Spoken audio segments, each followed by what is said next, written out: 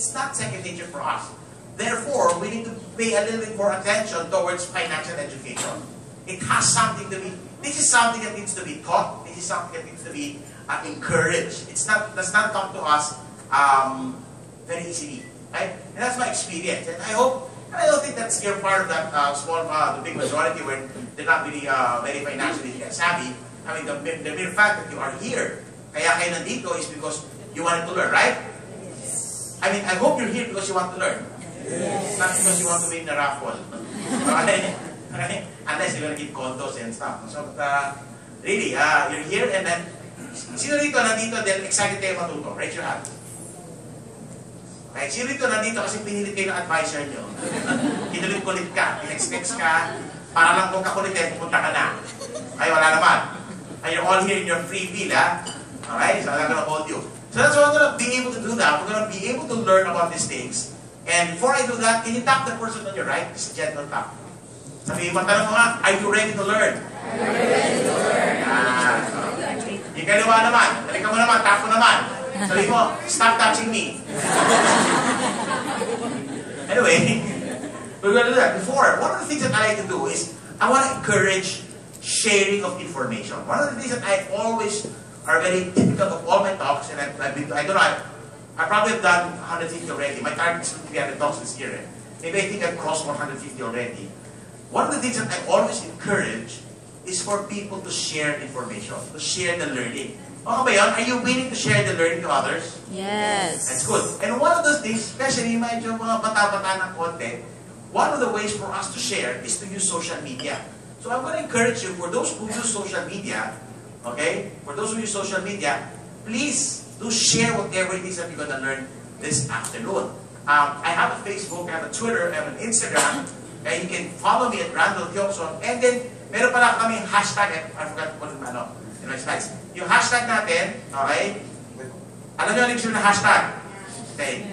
Isa mga hindi pa alam hashtag, taon po yun, taon. Okay? Dati taon na alam namin, pinalitan nila, yun na hashtag. Yung ganong bar. So when you're writing in social media, you put it, that makes it searchable. So you put the hashtag, fit to break free.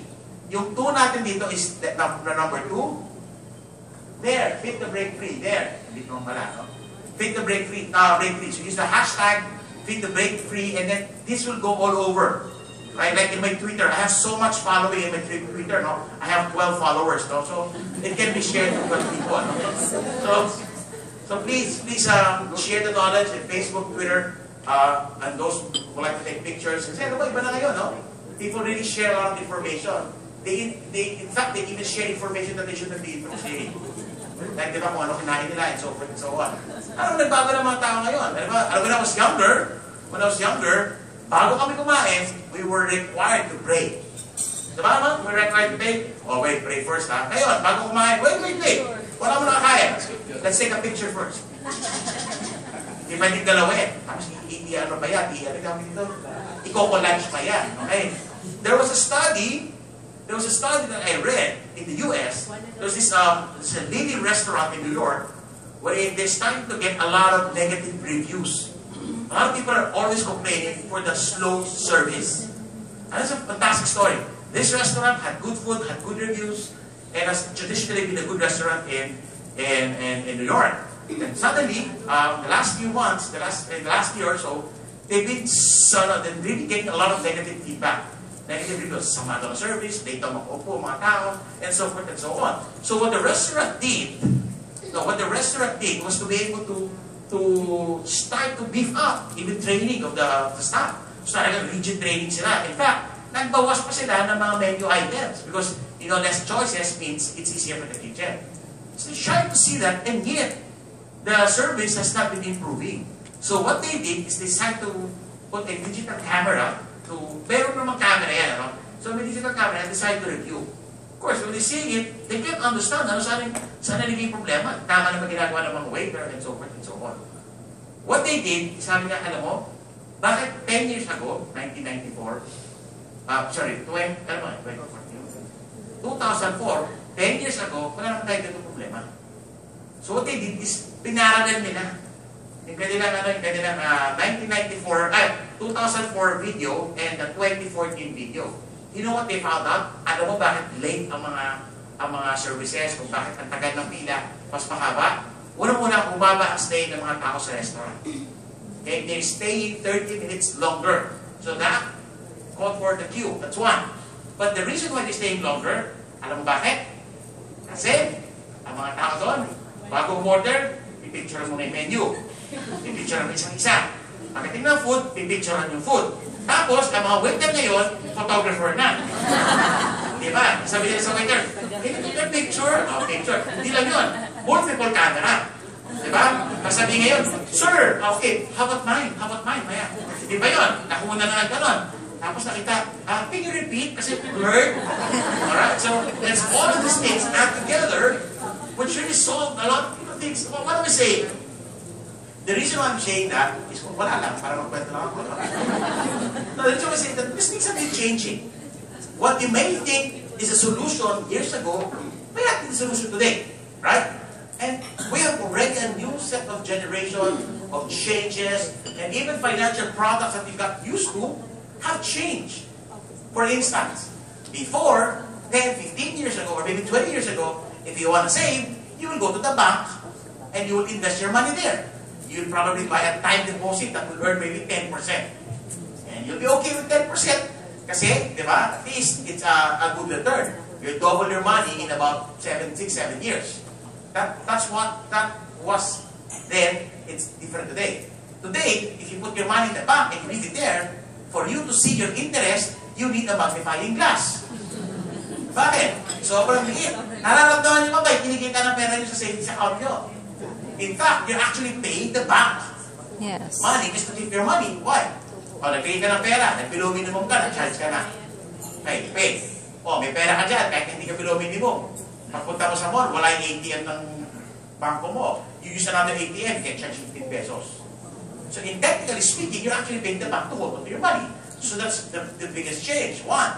There's a lot of these changes that's happening also is that I'm a member of the Philippine Economic Society, so we do a little discussions on economics and everything. One of the things that we've seen is that Filipinos today, I don't know if you believe me, but I hope you do, Filipinos today are actually earning better than they did 15 years ago. Yeah. There are many things that we can actually afford today that we can't afford before. Diba? Sabi nga nila, the rich people have flat TVs, and the poor people have flat TVs also. And lahat sila nanonood ng legal wife na pinapalabas pa.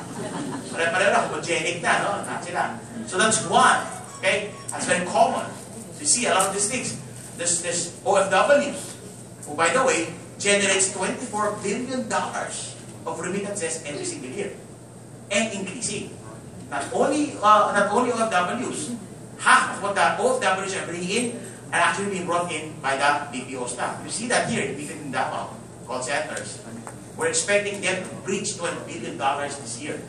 It's a lot of money. There's a lot of money here. Just to prove my point, there's more money in the bank today than there was 5, 6 years ago. So that's one. It's a change. One, you don't earn interest from the bank anymore. Two, there's more money. Question.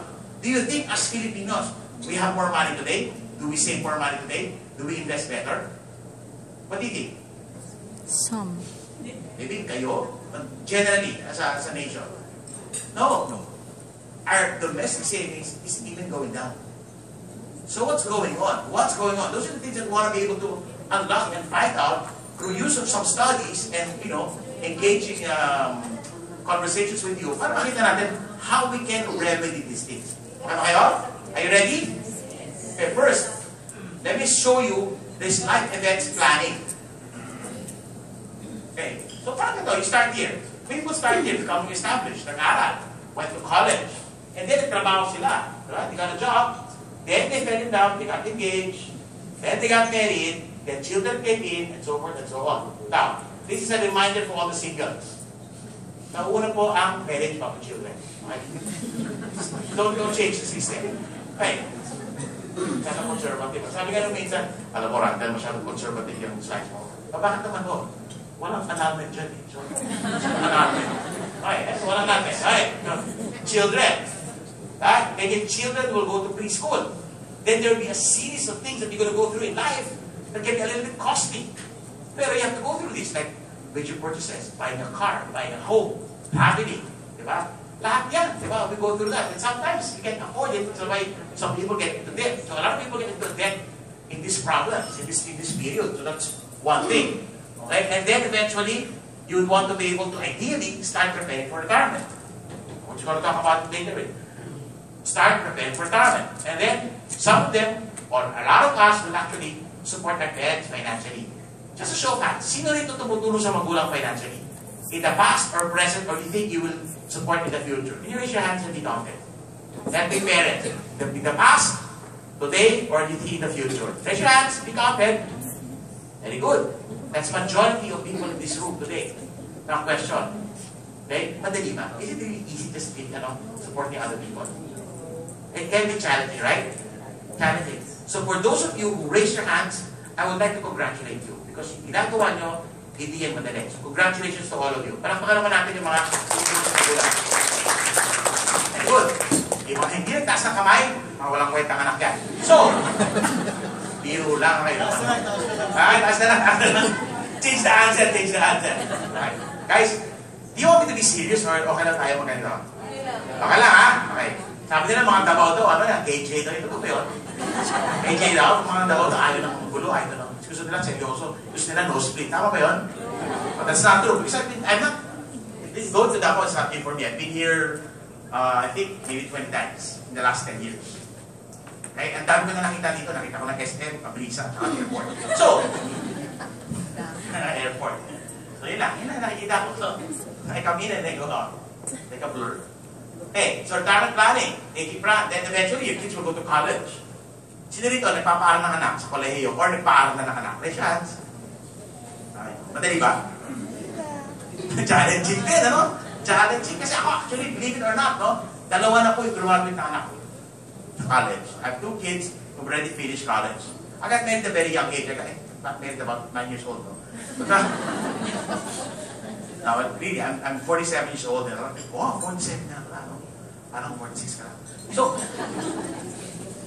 that joke never gets old, no? So, 47, I have 2 kids, finished. One, graduated already. One, actually, technically speaking, last term niya doing practical siya. So, in essence, graduated na siya. So, 2, but I have 2 small boys that are being homeschooled. So, it's very challenging. It's very challenging for us parents to send our kids to school. Correct? Kasi anong gagawin mo? Nagbabayad ka ng tuition. Nagbabayad ka ng books. Minsan, babayaran ka pa ng boarding dahil malayo yung lugar nila. Diba? Napansin nyo? Babayaran yung tuition, books, boarding, baon. Kasama sa babayaran mo, may babayaran kang iPad, data plan. At ang mga estudyante ngayon, mahilig magkape. Nung bata ako, hindi mo kami nagkakape. Ngayon, mga estudyante, mahilig magkape. And mind you, pag nagkape sila, branded ang kape nila. Ha? Napansin nyo? You never wondered why universities will have this coffee shop outside? No? And they'll be full of students. Some students will tell me, alam mo, kasi without drinking that coffee, hindi kami makaaral eh. Wow, really? Whatever. Okay? So, mga ganyan, siyempre, alam mo, magkakape lang, kailangan branded pa. Siyempre, sayang yung logo, mapapakita yung logo. So, sometimes they'll walk around with the logo showing up. They bring it to their classroom. Hindi alam na tao, hindi naman naman.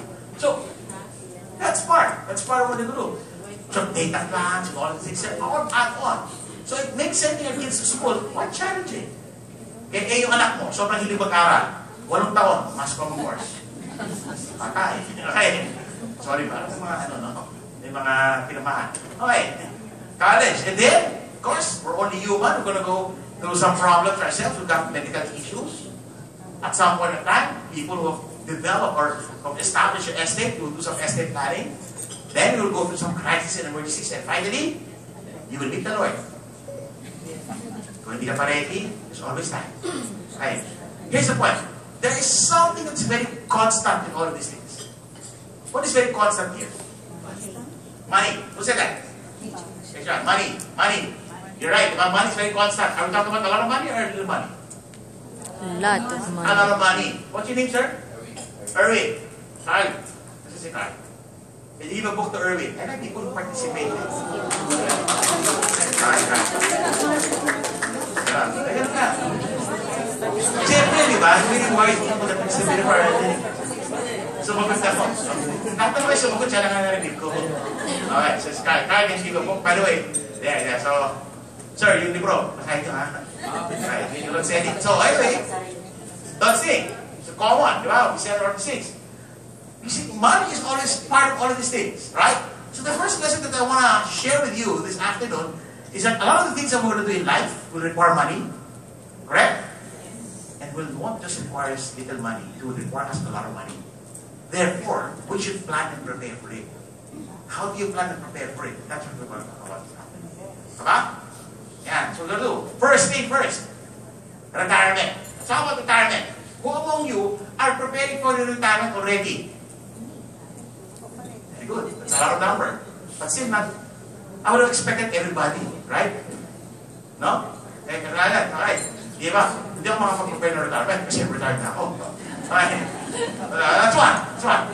But do you know that in the Philippines, in the Philippine context, alam nyo ba, it's okay if I speak Tagalog. I don't know how to speak Bisaya, you know?